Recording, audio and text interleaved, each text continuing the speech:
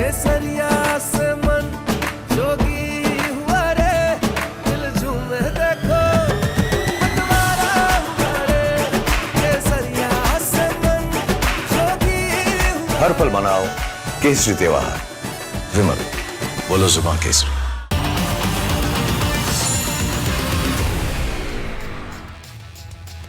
नमस्कार, स्वागत है आपका रिपब्लिक भारत पर। मैं हूं आपके साथ अनामिका सिंह काली। रात के 10 बज रहे हैं और ये वक्त है आपको खबरों के पीछे की खबर यानी पूरी पड़ताल दिखाने का। आज सबसे पहले बात करेंगे अरावली पर मचे आर पार की। दुनिया की सबसे पुरानी पर्वत श्रृंखला अरावली हिल्स पर संकट के बादल मंडरा रहे हैं, जिस पर आक्रोश की आग धधक रही है। इसके बाद बात करेंगे यूपी के विधानसभा की, जहां कोडीन को लेकर संग्राम मचा हुआ है। सीएम योगी ने रुख साफ करते हुए बुलडोजर एक्शन का मैसेज दे दिया है। इसके बाद बात करेंगे बंगाल की, जहां टीएमसी से निष्कासित हुमायूं कबीर ने नई पार्टी का ऐलान किया है, जिससे ममता की मुसीबतें और बढ़ती हुई दिखाई दे रही हैं। लेकिन सबसे पहले बात अरावली विवाद की। पूरा देश आज रिपब्लिक भारत के साथ अरावली को बचाने की जंग लगातार लड़ रहा है, क्योंकि अगर अरावली नहीं बची तो कैसे हमारे आसपास तस्वीर बदल सकती है, ये बताएंगे आपको। इसी वजह से राजस्थान से लेकर देश के कोने कोने से प्रदर्शन की तस्वीरें सामने आ रही हैं, लेकिन सरकार की तरफ से अरावली को लेकर अलग ही तर्क दिया जा रहा है। और इस बीच पूरा देश एक साथ एक सुर में अरावली को बचाने की मुहिम के साथ खड़ा है। रिपोर्ट देखिए।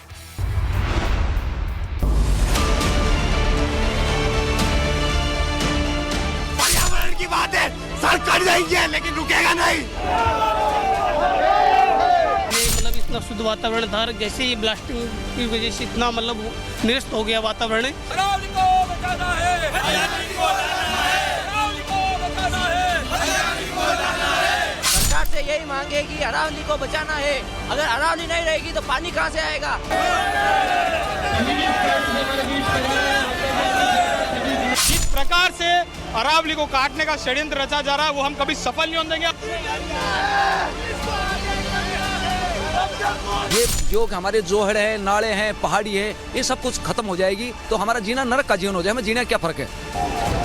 जोधपुर से उदयपुर और राजसमंद से लेकर जयपुर तक आक्रोश की आग धधक रही है। लोगों का गुस्सा उबाल मार रहा है।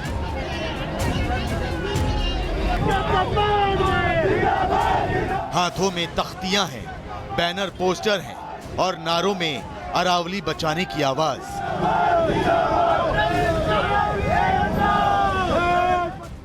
एफएसआई की रिपोर्ट के बाद राजस्थान की भजनलाल सरकार का सुप्रीम कोर्ट जाना और सुप्रीम कोर्ट का अरावली को लेकर ऑर्डर पास करना। 100 मीटर से नीचे की पहाड़ियों को अरावली श्रृंखला से बाहर करना। इस पर्वत श्रृंखला के बीच बरसों से रहने वालों को नागवार गुजरा है। इतना कि अब वो आर पार की लड़ाई का मन बना चुके हैं। अरावली के लिए अपना सर्वस्व न्यौछावर करने का संकल्प ले चुके हैं।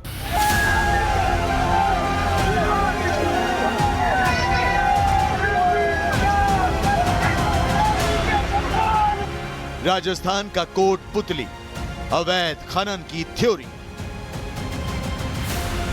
साबा नदी के किनारे और अरावली पर्वतमाला की गोद में बसा कोटपुतली सुलग रहा है।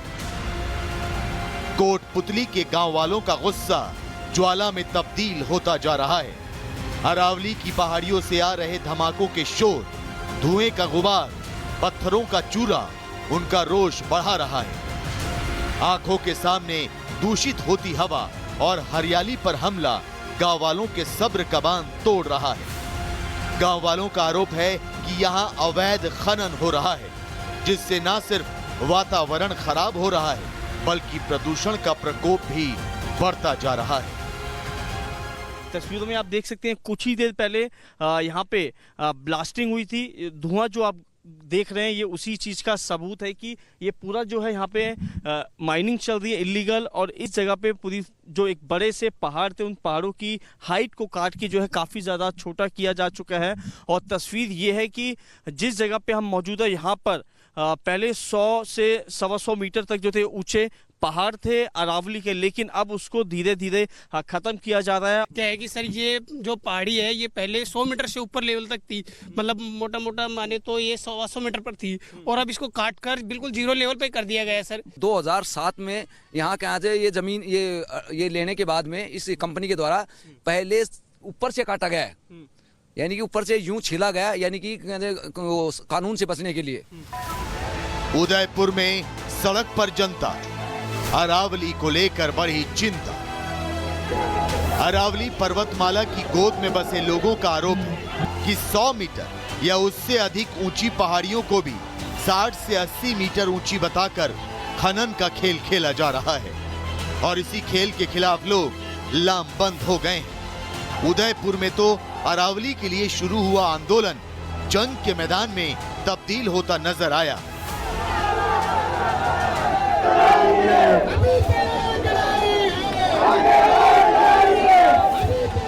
कलेक्ट्रेट पर प्रदर्शन के दौरान पुलिस और प्रदर्शनकारियों के बीच तीखी नोक-झोंक हुई, बहस हुई, तो पुलिस ने कई प्रदर्शनकारियों को हिरासत में ले लिया।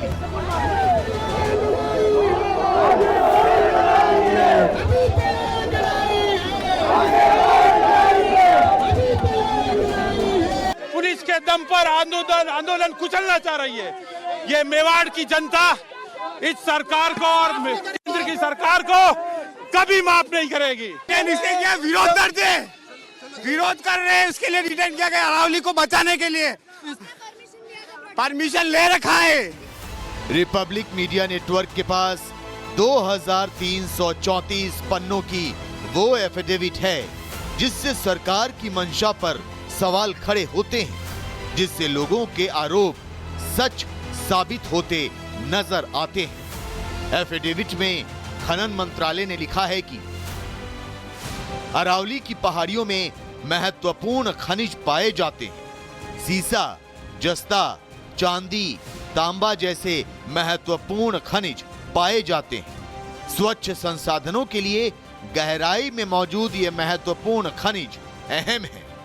सामान्य खनिजों के लिए नए पट्टों पर प्रतिबंध लागू होने चाहिए। रणनीतिक और परमाणु खनिजों पर प्रतिबंध लागू नहीं होने चाहिए। आर्थिक विकास के लिए महत्वपूर्ण खनिजों पर प्रतिबंध नहीं होना चाहिए। तो सवाल यह है कि क्या सरकार अरावली में खनन करवाना चाहती है? क्या सरकार का हलफनामा खनन के समर्थन में दिया गया? सरकार की नीयत और उसकी मंशा पर लोगों को शक होने लगा है, और यही शक आंदोलन का रूप लेता जा रहा है। एक ऐसा आंदोलन जिसमें किसान भी शामिल है, छात्र भी शामिल है, वकील भी शामिल है, तो नौकरी पेशा लोग भी। सबको संदेह है कि सुप्रीम ऑर्डर की आड़ में खनन का अवैध धंधा शुरू हो चुका है। तो यही वजह है कि राजसमंद में बंद का आह्वान किया गया। बाजार, दुकान सब बंद रहे।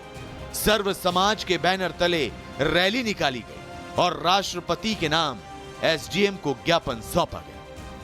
सरकार से यही मांग है कि अरावली को बचाना है। अगर अरावली नहीं रहेगी तो पानी कहां से आएगा? अरावली नहीं रहेगी तो किसान कैसे जिंदा रहेगा? रेगिस्तान बनने से उसको कौन रोकेगा? ये खनन माफिया को सीमेंट फैक्ट्रियों में दान देने के लिए खनन कर रहे हैं। ये कानून अपने हाथ को खुला कर रही है, खनन माफिया को फुल आजादी दे रही है। इन अमीरों को और अमीर बनाए और आम जनता को इस प्रकार से कुचले, जो अपने हक के लिए, अपने समाज को बचाने के लिए, अपनी पीढ़ियों को बचाने के लिए लड़ रही है। ये निश्चित तौर पे सरकार की दमन नीति अपनाता। और सबसे बड़ी शर्म की बात है कि केंद्रीय पर्यावरण मंत्री राजस्थान से आते हैं। अलवर से भूपेंद्र यादव जी मिनिस्टर बने हैं जीत कर। क्या अलवर में फिर वो मुंह दिखा पाएंगे? अटल अरावली और स्वच्छ दिल्ली के स्लोगन के साथ शुरू हुई इस मुहिम का विस्तार होता जा रहा है। उदयपुर में एनएसयूआई कार्यकर्ताओं ने प्रदर्शन किया, अरावली बचाओ अभियान का नारा बुलंद किया। तो इस अभियान में लोगों की संख्या बढ़ती जा रही है।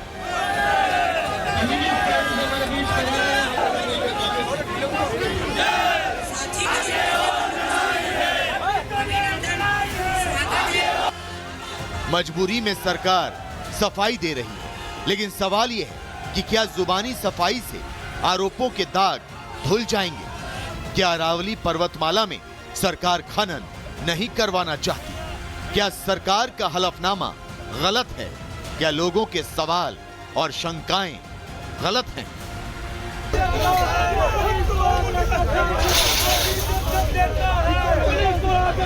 Bureau report, Republic Bharat. Aravalli को लेकर सरकार की ओर से सफाई दी जा रही है। सफाई में नए नए तर्क गढ़े जा रहे हैं, लेकिन ऐसा लगता है कि मानो नियत में खोट है और इसी वजह से अब पूरा देश अरावली को बचाने को लेकर एकजुट है। जगह जगह से प्रदर्शन की तस्वीरें सामने आ रही हैं। बढ़ते खबरों में आगे और अब बात करते हैं यूपी की। यूपी में कप सिरप कांड ने सियासी सेहत बिगाड़ दी है। आरोप प्रत्यारोप वाली खांसी तेज हो गई है। चपेट में दोनों पक्ष आ गए हैं। आरोपों वाले जुकाम की गूंज सड़क से लेकर सदन तक साफ साफ दिखाई दी। कप सिरप कोडीन का मुनाफाखोरी वाला नेक्सस डिकोड होना बाकी है, लेकिन फिलहाल इस मुद्दे को लेकर के जो साइड इफेक्ट है अभी से दिखाई दे रहा है, जिसकी बानगी आज विधानसभा के भीतर भी दिखाई दी, जब समाजवादी पार्टी की ओर से लगाए गए आरोपों का मुख्यमंत्री योगी ने एक एक करके करारा जवाब दिया। दिखाते हैं आपको।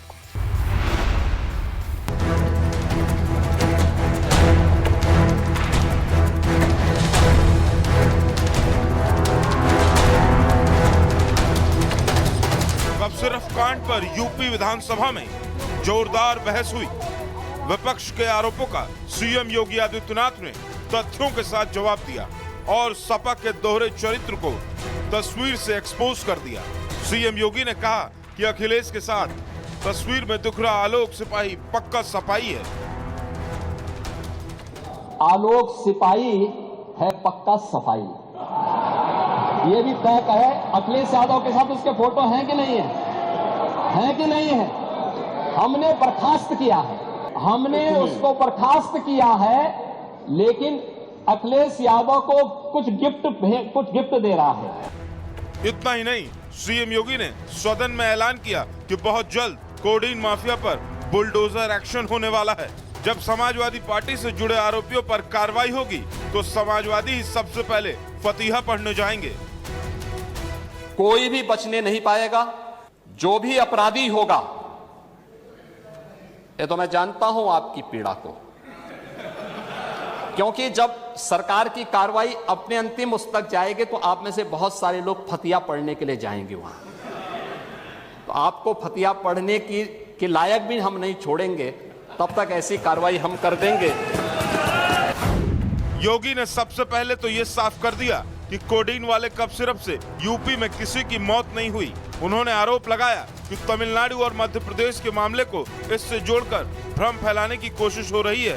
सीएम योगी ने दो टूक कहा कि यूपी में पकड़ा गया कप सिरप अवैध नहीं था, बल्कि कुछ लोगों ने इसे नशे के लिए इस्तेमाल करने के लिए बड़े पैमाने पर स्टॉक किया था और ये आरोपी नशे के लिए बगैर डॉक्टर के प्रिस्क्रिप्शन के बाजार से कप सिरप खरीदते थे।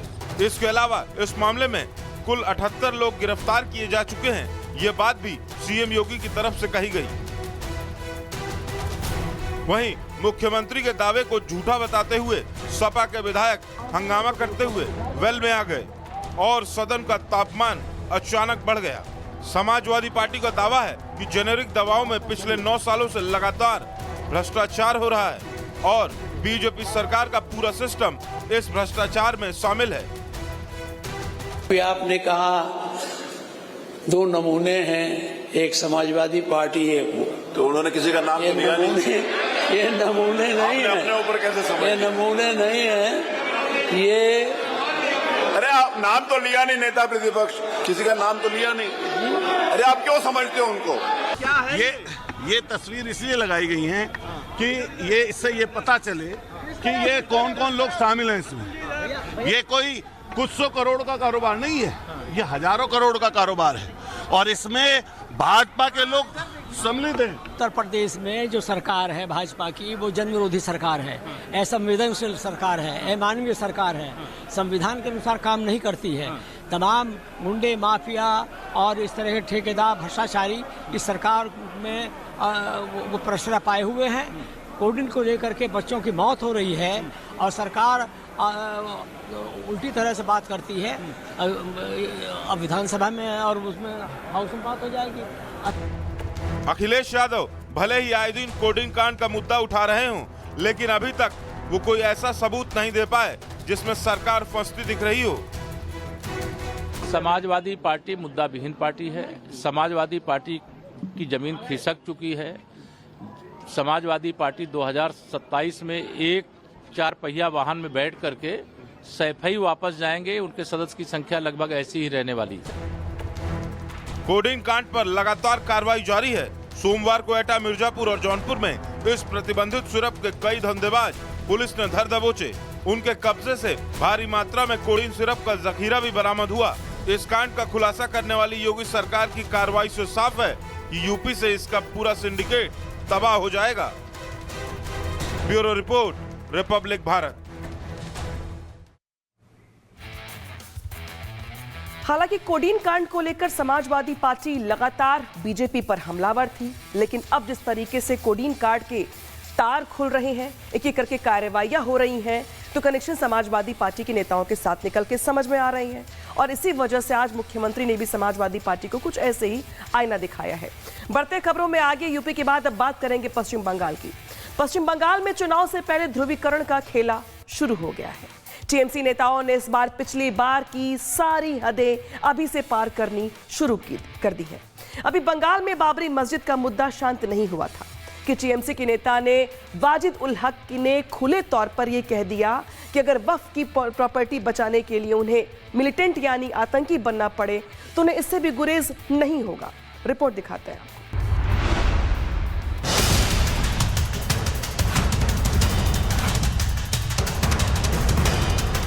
सबके আমরা কেড়ে নিতে দেব না, আমরা লড়াই করব, আমরা শান্তিপ্রিয় লড়াই করতে যাই।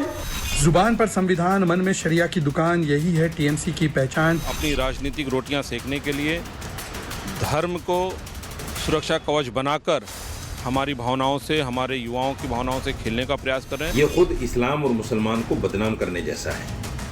चुनाव से पहले ध्रुवीकरण के लिए हिंदुस्तान में प्रयोग की परंपरा कोई नई नहीं है, लेकिन अब बंगाल में ध्रुवीकरण का अपडेटेड वर्जन रिलीज हो गया है, जो कट्टरपंथ विचारधारा की मदद से अपना सियासी गणित सेट करने में लगा है। क्योंकि बंगाल से ममता के नेताओं की जो तस्वीरें आ रही, बंगाल से ममता के नेताओं के जो बयान आ रहे हैं और उन बयानों पर ममता की जो खामोशी है, वो केवल सियासत का हिस्सा भर नहीं, बल्कि एक खतरनाक सोच और प्रयोग का अलार्म है।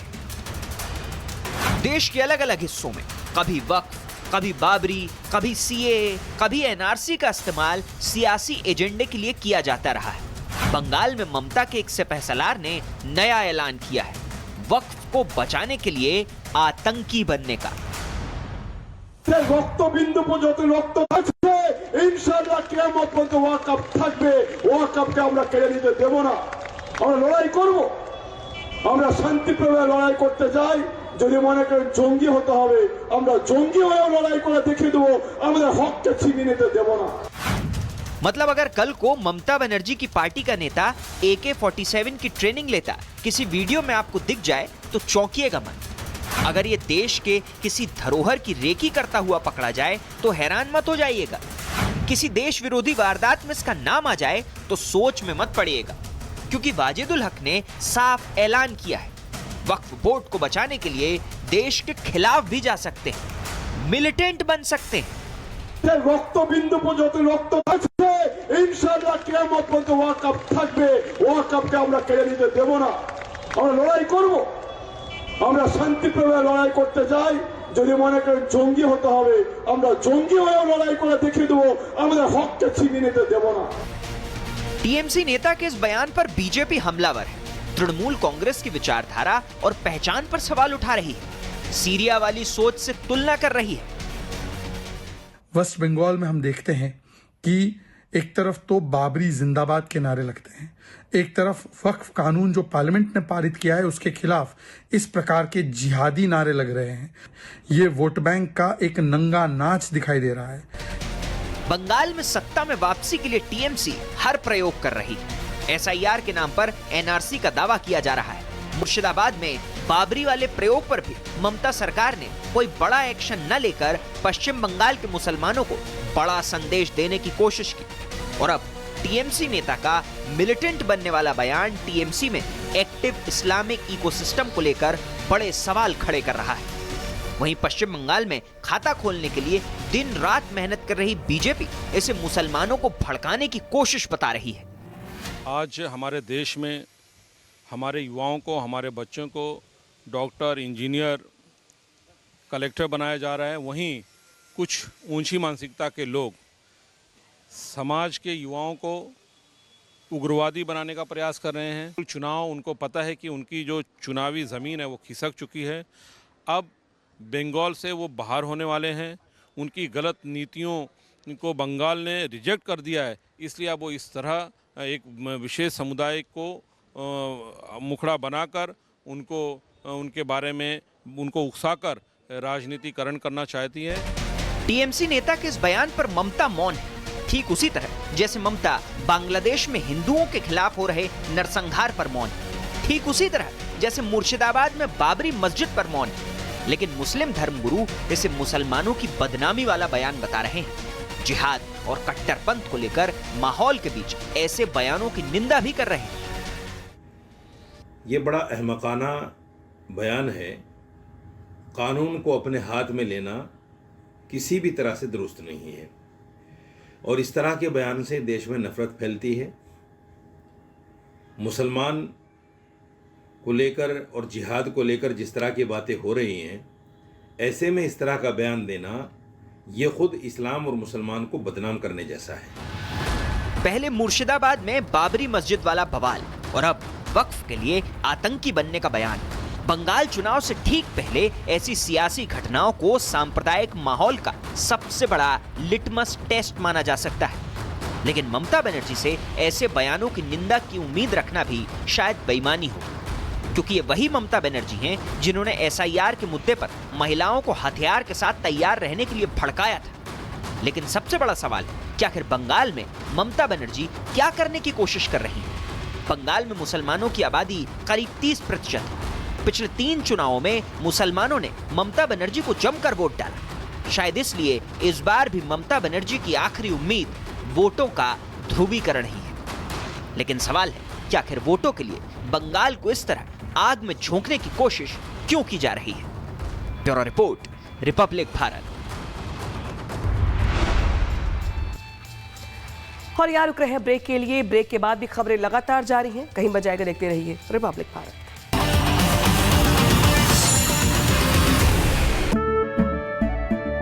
केसरिया से मन जोगी हुआ रे, दिल झूमे देखो पतवारा हुआ रे। केसरिया से मन जोगी हुआ। हर पल मनाओ केसरी त्योहार। विमल, बोलो जुबान केसरी।